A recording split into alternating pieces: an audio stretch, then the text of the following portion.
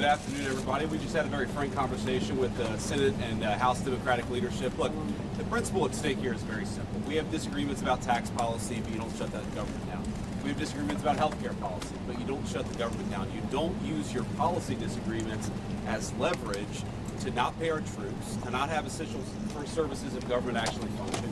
You don't say the fact that you disagree about a particular tax provision is an excuse for shutting down the people's government and all the essential services that come along with it.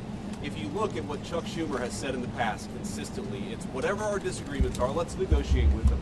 Let's talk about them. Let's figure out a bipartisan solution, but you don't shut the government down. In other words, you don't put a gun to the American people's head and say, unless you do exactly what Senate and House Democrats want you to do, we're going to shut down your government. That's exactly what they're proposing out there. Now, we have to remember, they're very frustrated. They say that they're very frustrated about the fact that this negotiation has not taken place until today. But if you look at the original thing they did with this negotiation, it was a $1.5 trillion spending package, basically saying to the American people, we want to give massive amounts of money, hundreds of billions of dollars to illegal aliens for their health care, while Americans are struggling to pay their health care bills. That was their initial foray into this negotiation. We thought it was absurd. We told them it was absurd, and now they come in here saying that if you don't give us everything that we want, we're going to shut down the government. We think that's preposterous. We think it's totally unacceptable, and we think the American people are going to suffer because these guys won't do the right thing. Now, I want to make one final point here.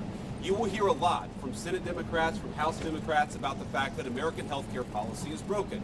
Well, we know that American health care policy is broken. We've been trying to fix it for the 8 months that we've been in office, but every single thing that they accuse about being broken about American health care is policy that Democrats have supported for the past decade.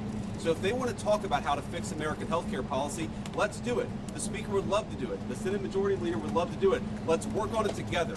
But let's do it in the context of an open government that's providing essential services to the American people. That's all that we're proposing to do. And the fact that they refuse to do that shows how unreasonable their position is. I think we're headed to a shutdown because the Democrats won't do the right thing. I hope they change their mind, but we're going to see.